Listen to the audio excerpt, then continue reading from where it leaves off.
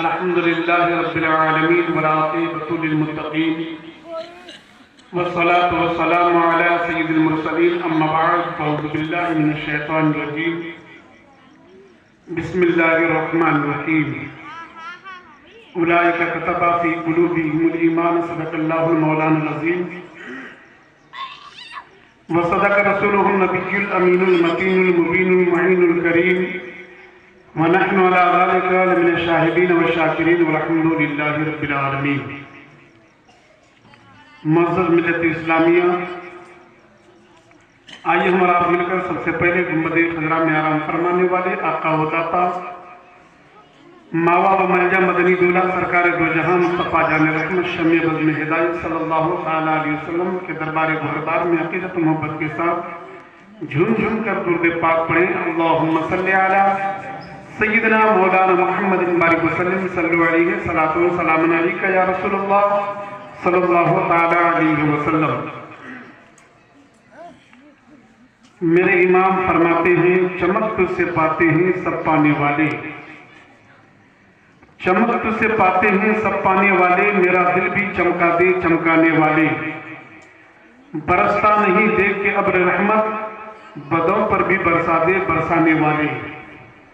حضرات، میں نے کلام پاک کی جس آیت مقدسہ کی تلاوت کی، رب کائنات ارشاد فرماتا ہے اولئک کتب فی قلوبہم الایمان، اللہ تبارک و تعالیٰ انہی کے دلوں میں ایمان کو نقش کر دیا ہے.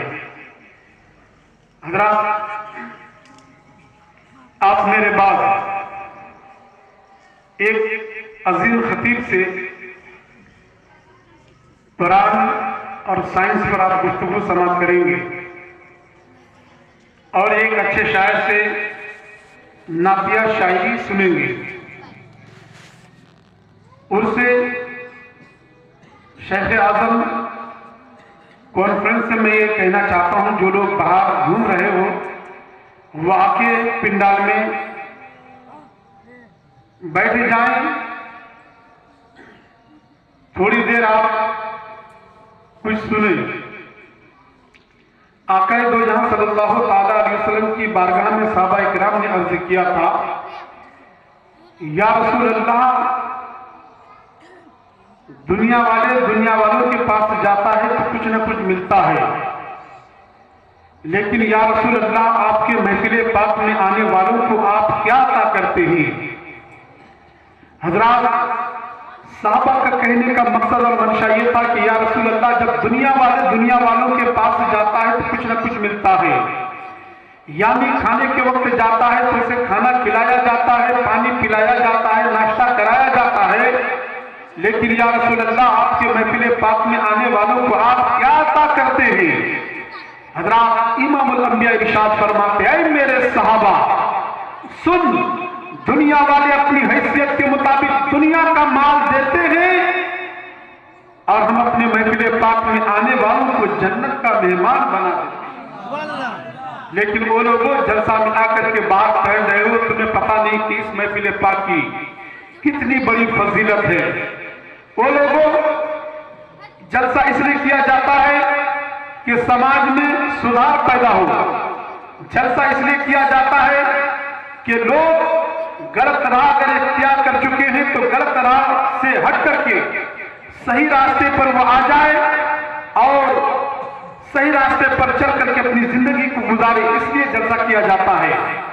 حضرات، جلسہ حضرت مفتی نظر اللہ خان نے اس لیے کیا کہ لوگوں تک اچھی بات پہنچ جائے، لوگ غلط چیزوں سے باز آ جائے اور اچھی زندگی گزارے، لوگ نمازی ہو جائے، لوگ رمضان شریف آئے روزہ رکھے، مال ہے اپنے مال سے زکات نکالے، مال وسعت ہے وہ حج کرے، حج ان کے اوپر فرض ہے وہ حج ادا کرے.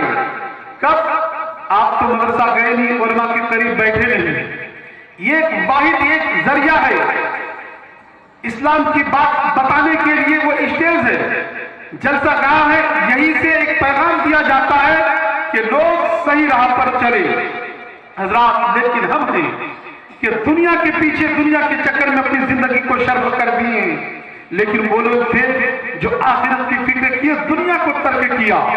حضرات جس پروگرام میں ہمارا بیٹھے شیخ اعظم کانفرنس میں، ان کے یعنی پرکھوں نے حضرت شیخ مخدوم اشرف جہانگیر سمنانی رضی اللہ تعالیٰ عنہ نے سلطنت کو ٹھوکر مار کے ہندوستان کی سرزمین کو اپنایا تھا۔ ایسے ہی بہت سارے بزرگ ہیں جو حکومت کو ٹھوکر مار کر کے یعنی سلطنت کو ٹھوکر مار کر کے اللہ کی راہ میں اللہ کرتے رہے، دنیا کو ترک کر دیا، آخرت کی فکر کی۔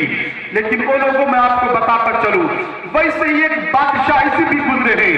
حضرات بادشاہ گزرے ہیں، وہ بادشاہ جن کی سلطنت ہے، حکمرانی ہے، لوگوں پر حکومت کرتے ہیں، محل ہے۔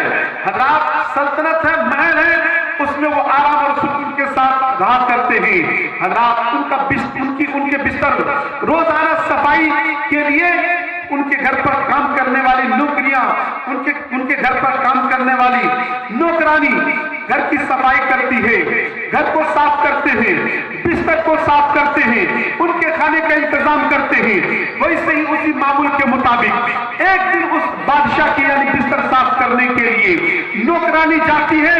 بستر کو صاف کرنے کے بعد دل میں سوچتی ہے کہ روزانہ تو بادشاہ آرام اور سکون کے ساتھ سوتا ہے، آج جو روزانہ جس بستر کو میں اپنے ہاتھ سے صاف کیا کرتی ہوں، روزانہ جس بستر کو میں صاف کرتی ہوں، آج میں بھی دیکھ لوں اس بستر پر آرام کر کے اپنے کمر کو سیدھی کر کے بستر صاف کرنے کے بعد وہ نوکرانی اس بستر پر یعنی لیٹ جاتی ہے، لیٹتے ہی اس کی آنکھ لگ جاتی ہے۔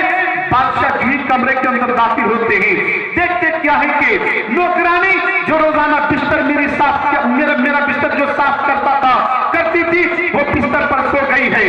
حضرات وہ بادشاہ کیا کرتے ہیں، اپنے یعنی حکومت اپنے حاکم کو بلاتے ہیں اور وزیر کو بلاتے ہیں۔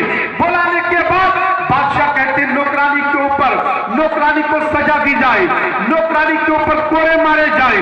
حضرات یعنی بادشاہ حکم نامہ جاری کرتے ہیں، وزیر یعنی ان کو مارنا شروع کرتے ہیں۔ حضرات نوکرانی جاگ جاتی ہے، جاگنے کے بعد اب دیکھیے لوگوں جب ان کے اوپر کوڑے برسائے جا رہے ہیں تو حضرات نوکرانی رونے کے بدلے ہنستی ہے۔ بادشاہ تعجب میں پڑ جاتا ہے کہ ارے دنیا کا دستور تو یہ ہے جب کسی کو مارا جائے تو وہ یعنی مار کے بدلے رویا کرتے ہیں، روتی ہے، لیکن یہ عورت یہ نوکرانی تو ہنس رہی ہے۔ بادشاہ پوچھتے ہیں کہ اے نوکرانی کس لیے ہنس رہی ہے؟ نوکرانی کہتے ہیں بادشاہ صرف چند منٹ کے لیے میں تمہارے بستر پر سویا، چند منٹ کے لیے میں تمہارے بستر پر سوئی، تو نے مجھ پر یعنی کوڑے برسائے، تو نے مجھ پر یعنی کوڑے برسائے اور سزا دی، لیکن اے بادشاہ تم تو آرام کے ساتھ روزانہ سوتا ہے، صرف میں چند منٹ تمہارے بستر پر سوئی تو میرے پر کوڑے مارے گئے، تم تو روزانہ اس بستر پر تم سوتے ہو، تمہارے اوپر کتنے کوڑے برسیں گے تمہیں پتا نہیں۔ حضرات یہ بات بادشاہ کے دل میں لگتی ہے، لگنے کے بعد بادشاہ یعنی سوچ و فکر میں پڑ جاتے ہیں۔ حضرات اسی رات بادشاہ یعنی اپنے اسی محل میں، اسی یعنی محل کے اس کمرے میں، اسی بستر میں آرام اور سکون کے ساتھ سوتے ہیں۔ حضرات سوتے ہیں اسی محل کے چھت پر یعنی لوگوں کی آہٹ یعنی پنکھ کی آواز سنائی دیتے ہیں۔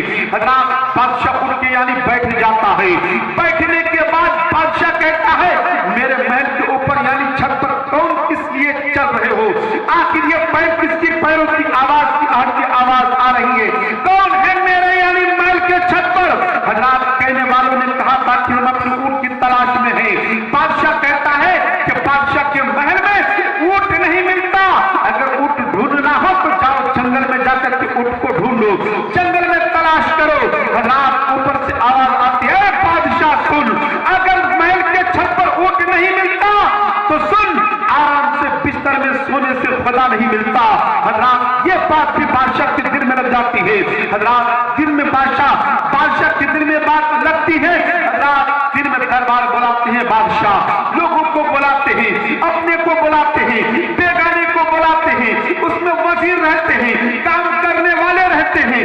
بادشاہ ان باتوں کو ان کے سامنے رکھتے ہیں، لیکن ان میں سے ایک انسان اٹھتا ہے، ان میں سے ایک فقیر اٹھتا ہے، ان میں سے ایک درویش اٹھتا ہے، اٹھ کے کہتا ہے کہ بادشاہ کہتا ہے یہ محل ہے، رات उस यानी दुर्वेश कहते हैं कि ये महल नहीं, ये तो मुसाफिर खाना है। ऐ बादशाह, जिसे तू महल कह रहा है ये तो मुसाफिर खाना है। लेकिन ओ लोगों, जो ही मुसाफिर खाना कहा, बादशाह ने कहा ऐ फकीर, ऐ दुर्वेश, तू देखता नहीं कि मेरा महल है, इसमें यानी हीरे और जवाहरात लगे हैं, इसमें यानी मार्बल और पत्थर लगे हुए हैं, कुमकुमे लगे हुए हैं। ऐ बादशाह कहता ऐ यानी दुर्वेश, तू कहता है ये मुसाफिर खाना है।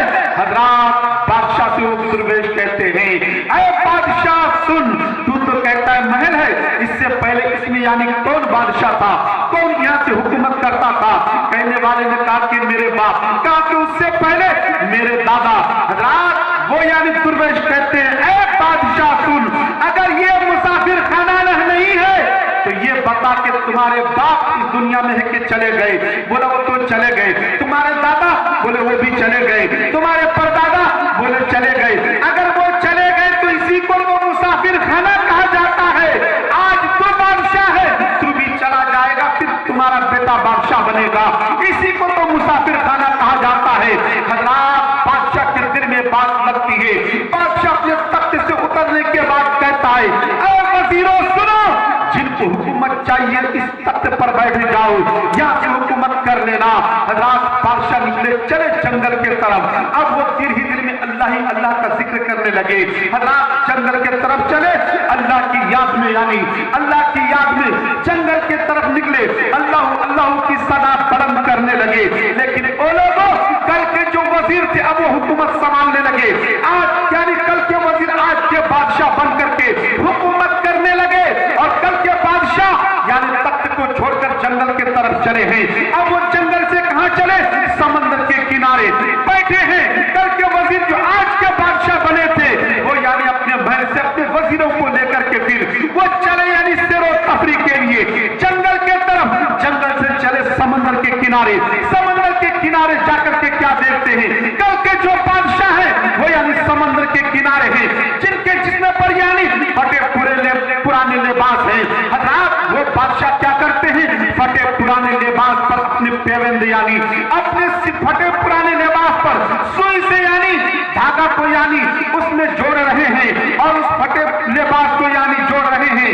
हजरात, पेवंद लगा रहे हैं। हजरात, कल के यानी वजीर आज के बादशाह ही देखते हैं, कहते हैं हुजूर चलिए सल्तनत संभाल ले।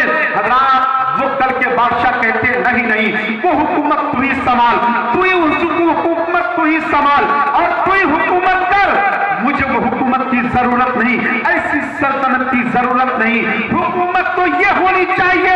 हजरात, कल के यानी वजीर कहते हैं ऐ बादशाह कैसी हुकूमत? हजरात, समंदर के किनारे कल के बादशाह कहते देख हुकूमत तो ऐसी होनी चाहिए। हजरात, जिस सुई से अपने यानी जिसमें के लिबास पर यानी पेविन लगा रहे थे, समंदर में डालते हैं सुई, डालने के बाद कल के बादशाह कहते ऐ समंदर की मछलियां मेरी सुई को वापस कर। हजरात, समंदर की मछलियां कल की यानी समंदर की मछलियां मेरी सुई को वापस कर। हजरात, ये नहीं न जाने कितनी मछलियां अपनी जबान पर चांदी और सोने की सुई लेकर के हाजिर हो जाती है। हजरात, कल के बादशाह कहते हैं कि ऐ मछलियां, मुझे वो सोने और चांदी की सुई की जरूरत नहीं, मैंने जो सुई लोहे की डाली है उसी को ला करके दे। हजरात, मछलियों की रानी अपने मुंह पर यानी लोहे की सुई लेकर के हासिल होते हैं। कल के बादशाह कहते हुकूमत तो ये होनी चाहिए। हजरात, जिन्हें तारीख में जिनका नाम हजरत इब्राहिम बिन अदहम कहा गया है। हजरात, ये वो लोग थे जो अल्लाह की राह में दुनिया को ठोकर मार दिए थे, सल्तनत को ठोकर मार दिए थे, आखिरत की फिक्र किए थे। लेकिन आज हम हैं दुनिया के चक्कर में अपनी जिंदगी को शर्फ कर दिए हैं, धन दौलत कमाने में अपनी जिंदगी को शर्फ कर दिए हैं। वो लोग आखिरत की फिक्र करो, आखिरत की फिक्र में ही भलाई है। जब आखिरत की फिक्र करोगे تمہاری زندگی سنور جائے گی، تمہاری آخرت بھی اچھا ہو جائے گا۔ اللہ رب العزت کے بارگاہ میں دعا ہے، مولا تبارک و تعالی ہم سبوں کو نبی پاک صلی اللہ تعالی علیہ وسلم کی اسوہ حسنہ پر ہمیں عمل کرنے کی توفیق و رفیق عطا فرمائے، دنیا کی وحیات اور بری چیزوں سے رب تبارک و تعالی محفوظ عطا فرمائے، حق بولنے، حق پر چلنے کی توفیق رفیق عطا فرمائے۔ حضرات اگر مجھے کچھ بولنے میں غلطی ہوئی ہو، اگر آپ کے سننے میں غلطی ہوئی ہو، آئیے مل جل کر رب کائنات کے بارگاہ میں سچے دل سے توبہ استغفار کریں۔ استغفر اللہ ربی من کل ذنب و توب الیہ، کلمہ شریف باوالِ سارا منا پڑھیں، لا الہ الا اللہ محمد رسول اللہ صلی اللہ تعالی علیہ وسلم۔